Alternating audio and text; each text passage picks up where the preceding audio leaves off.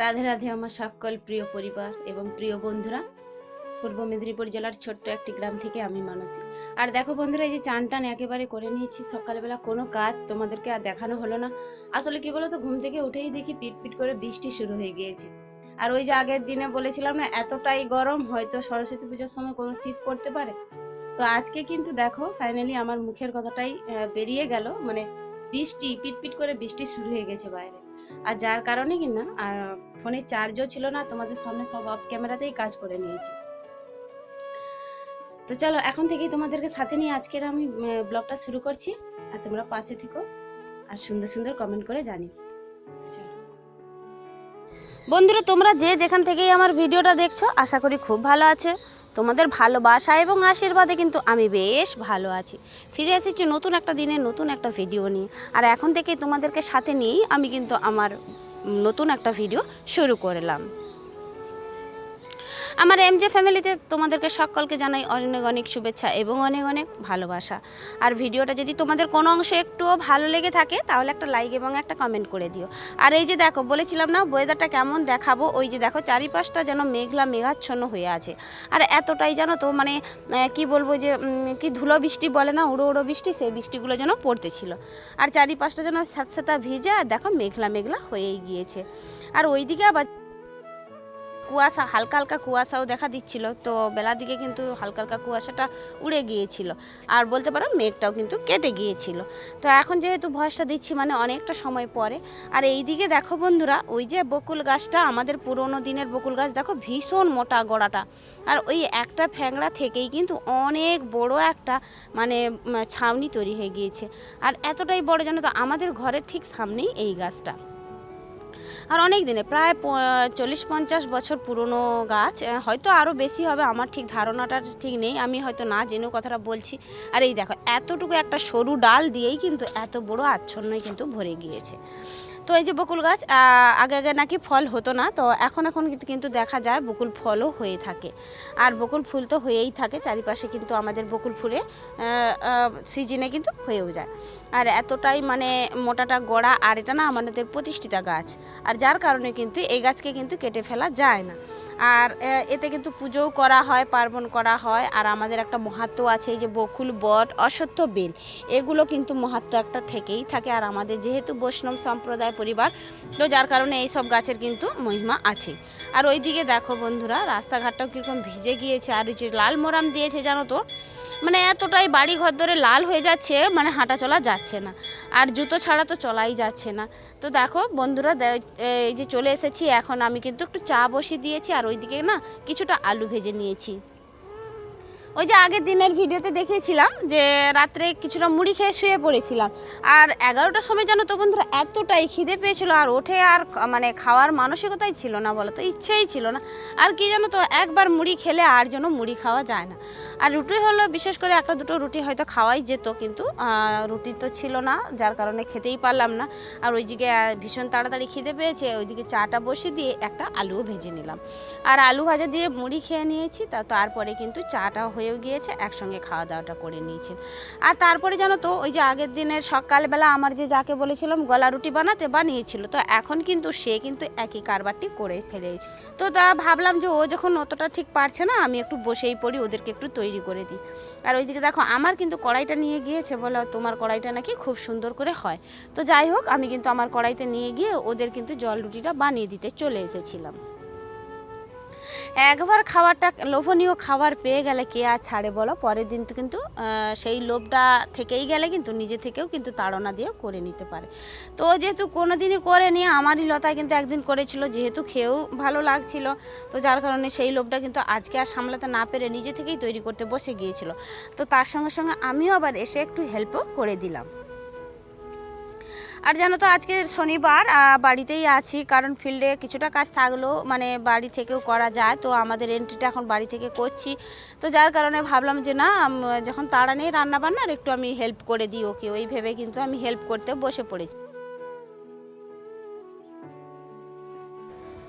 তো এখন কিন্তু অনেকটা সময় পরে ফিরে এলাম একেবারে সবজি গোছাতে। আর দেখো যে তোমাদের দাদাভাই কিন্তু সবজি এনেছে, আর সবজি এনে কিন্তু ফেলে রেখে দিয়ে চলে গিয়েছিলো। বলেছিল যে সবজির জায়গায় সবজিটা রেখে দেবে, তো আমি ভাবলাম যে না, আমি ওটা করে নেব।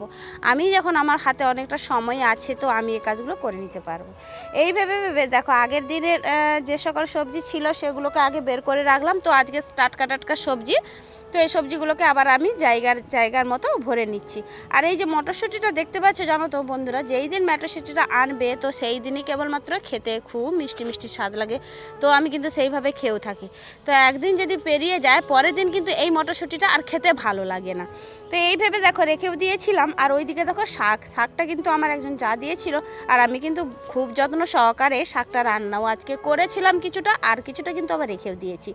আর এতখানি শাক মানে রান্না করা যাবে না, তো যার কারণে কিন্তু পরের দিন আবার একটু ভাবছিলাম যে পালং শাক আলু দিয়ে মেখে খেতে কিন্তু বেশ ভালো লাগে। তো যার কারণে কিন্তু ওই কিছুটা শাক রেখে দিয়েছি, আর কিছুটা শাক কিন্তু আমি বনিয়ে নিয়েছি।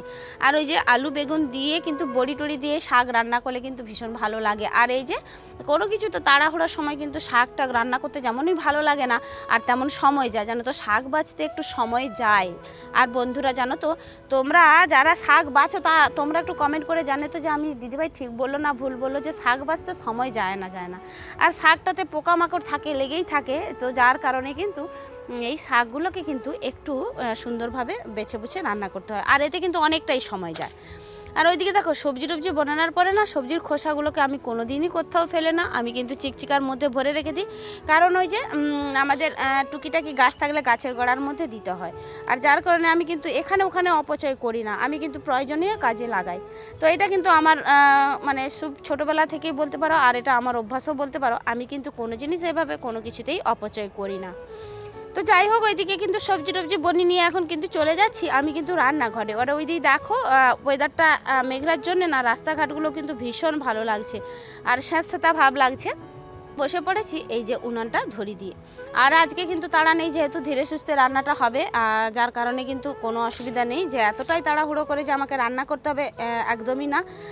যার কারণে এই যে দেখো ধীরে সুস্থে বসে বসে রান্না করছি। প্রায় কিন্তু 11টা বেজেই গিয়েছিল রান্না করতে আসতে, আর রান্না করতে এসে কিন্তু মানে খিদেও পেয়ে গিয়েছিল। আর যেহেতু আমি 11টা সাড়ে 11টার সময় আমি ভাত খেয়েই থাকি, এটা আমার ফিক্সড খাওয়ার সময়।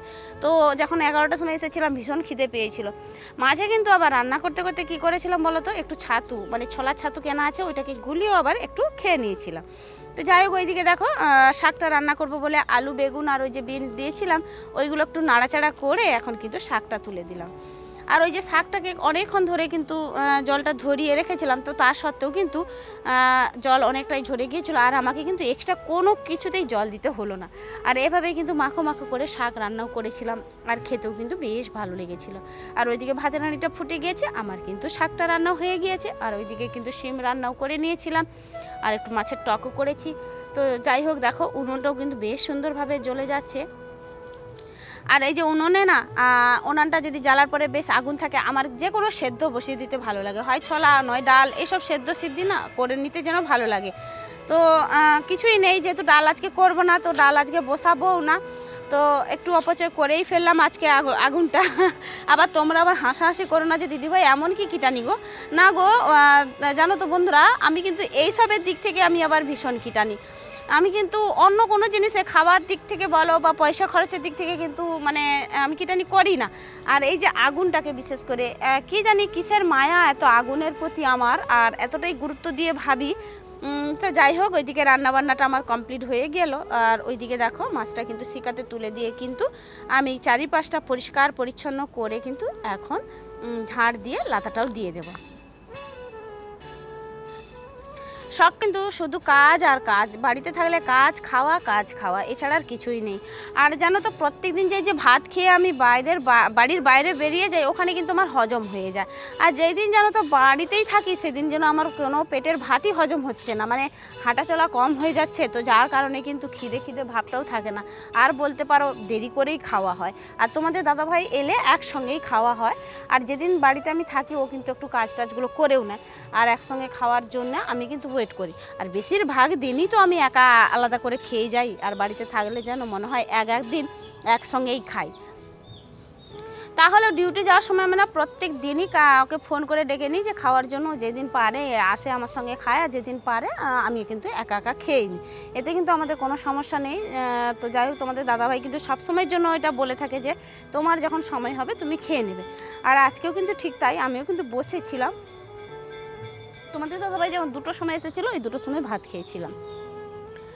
তো ওইদিকে দেখো মেয়েটাও দেখো ঘুরঘুর করছে, ও কিন্তু বাড়িতেই আছে, স্কুলে আজকে যাচ্ছে না। তো যার কারণে একসঙ্গে খাওয়া দাওয়াটা করবো সবাই মিলে। আর ওইদিকে দেখো ওকে একটা ছড়ি দিতে হবে, কারণ কি বলতো ওই যে একটা বেড়াল আছে, বেড়ালের সঙ্গে ও লাগবে। তো যার কারণে ওকে ছড়িটা দেওয়ার জন্য ও যখন দাঁড়িয়ে পড়ে আছে, ওকে একটা সরু দেখে ছড়ি আমাকে করেই দিতে হলো। আর ওই ছড়িটা নিয়ে ও কিন্তু বেড়ালের পেছন পেছন চলে গেল, বেড়ালের সঙ্গে খেলাধুলাটা করবে বলে।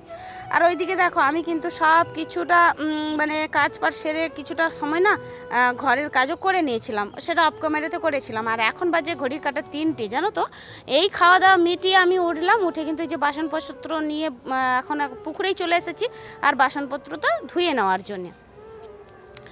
আর জানো তো ছাই এবং সার্ফের গুঁড়ি দিয়ে বাসন মাজলে বাসন কিন্তু ভীষণ চকচক করে। আর আমি কিন্তু এইভাবেই কিন্তু বাসন মেজে থাকি। আর যেদিন তাড়াহুড়ো থাকে সেদিন একটু সাবান দিয়ে আর একটু কাপড় দিয়ে বুলিয়ে নিয়ে চলে যায়। যেদিন মনে হয় একটু সময় আছে বাড়িতে থাকি, সেদিন কিন্তু আমি একটু ছাই এবং সার্ফের গুঁড়ি মিশিয়ে ভালো করে ঘষে ঘষে মেজে পরিষ্কার করে নিই। আর এতে কিন্তু বাসনপত্র দেখতেও কিন্তু খুব চকচক করে। আর কিন্তু ব্যবহার করার পরে না মানে যখন আমি মেজে রাখবো, তারপরে যখন কোনো কিছুতে ব্যবহার করব, এতে কিন্তু প্রথমটা খুব সুন্দর লাগে। তো এই কারণে এই টিপসটা তোমরা একবার করিয়ে দেখো। তো বন্ধুরা একবার কমেন্ট করে জানো আমার এই টিপসটা কেমন হলো, বা তোমাদের বাড়িতে অবশ্যই যারা গ্রাম্য পরিবেশে বাস করো তাদের ছাই তো অ্যাভেলেবেল থাকে, তোমরা এটা নিয়ে করতেও পারো। তো চলো, এখন কিন্তু বাসন টাসন মাজা হয়ে গিয়েছে, তো বসে পড়েছি একবারে অফিসের কাজটা সেরে নেওয়ার জন্য। আর ওই যে দেখো মেঘলা মেঘলা ওয়েদার থাকার জন্য না ওই যে ল্যাম্পটাও জেলে দিতে হয়েছে। আর এখন কিন্তু 4টে 4:30 বাজে, আমি কিন্তু কাজ করে উঠতে পারলাম না। ওই যে এন্ট্রিটা করতে হচ্ছে, আমাদের অফিসের এন্ট্রিটা করতে হচ্ছে, এই ফোনের মাধ্যমে খাতা কলম নিয়ে বসে পড়তে হচ্ছে। তো এটাতেও কিন্তু আমার কিন্তু বেশ 2 ঘন্টার মতো সময় চলে গিয়েছিল কাজটা করে উঠতে। তো এই কাজ টাজ করে নেওয়ার পরে বিকেলের কাজ আছে, জল ধরা আছে, ঘর ঝাঁটানো আছে, এখনও ভীষণ কাজ আছে। তো ভাবলাম দেখো বাড়িতে মধ্যে আছি, একটু শরীরে রেস্ট করে নেব। তো এই রেস্ট করার কোনো উপায় নেই। তো একেবারেই সেই রাত্রি 10টা সময় আমি বিছান ধরি। তো বিছান ধরলে কী হবে, সেই ঘুমোই আমরাও, কিন্তু 12টা বেজে যায়। মানে এই ফোন দেখা দেখি, যেসব কমেন্ট, যেসব দিদিভাই বোনুরা কমেন্ট করো তাদের কমেন্টগুলো রিপ্লাই দিই, কমেন্টগুলো পড়ি এবং নতুন নতুন কমেন্ট করি। চুপ। তো চলো বন্ধুরা, এই যে একেবারে দেখো সন্ধেবেলা ফিরে এসেছি। ওই যে সব কাজ পাট সেরে নিয়েছিলাম। তো এই যে সন্ধেবেলা কিছুটা চাল জানো তো তোমাদের দাদাভাই এনেছিল। আর ওই চালগুলোকে না আমার ওই ড্রামে ভরা হচ্ছিল না, কয়েকদিন ধরে এই পেপার থেকে নিয়ে নিয়ে রান্না করা হচ্ছে। তো আজকে ভাবলাম যে না, যে কটা চাল আছে আমি ড্রামে ঢেলে নিই। তো এখন দেখো ড্রামে ঢেলে নিয়ে কিন্তু ওই যে রাতে রান্না করব বলে চাল কিন্তু বের করে নিচ্ছি। আর ওই যে আমরা কিন্তু মা কাকিমাদের কাছ থেকে শুনে এসেছি, ওই যে চাল বের করানোর পরে না, যে 3 বার 3 মুঠো চাল নাকি তুলে রাখতে হয়। আসলে কি বলো তো, এগুলো নাকি মানে আগে করা দিনের মানুষের কথাবার্তা, যে কিছুটা চাল তুলে রাখলে নাকি মানে ওই যে তুলা থাকলো মানে একদিন নাকি হয়ে যায়, এই রকমই আর কি। তো যাই হোক, আমরা এতে এখনও পর্যন্ত বিশ্বাস করে এইরকমই কাজ এখনও পর্যন্ত করে থাকি। তো চলো এখন কিন্তু ওই যে চাল টাল ধুয়ে একেবারে বসিয়ে দেবো রান্নাটা। তবে আজকে রাত্রে কিন্তু একটু ভাত করার খুবই ইচ্ছা, সব কিছু সবজি সেদ্ধ দিয়েই ভাতটা করব। আর গরম গরম আর কিছুটা বড়ি ভেজে নেবো, রাতে কিন্তু এটা দিই।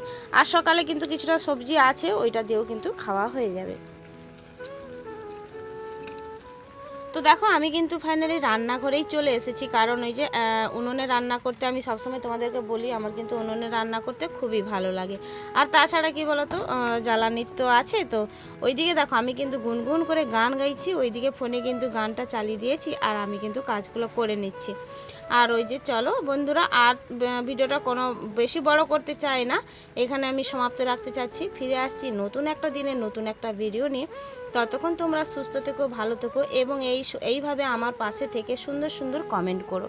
আর তোমাদের ভালোবাসা এবং সাপোর্ট কিন্তু আমার কিন্তু একটা ভিডিওতে আগ্রহ বাড়িয়ে দেয়। তো চলো বন্ধুরা, রাধে রাধে।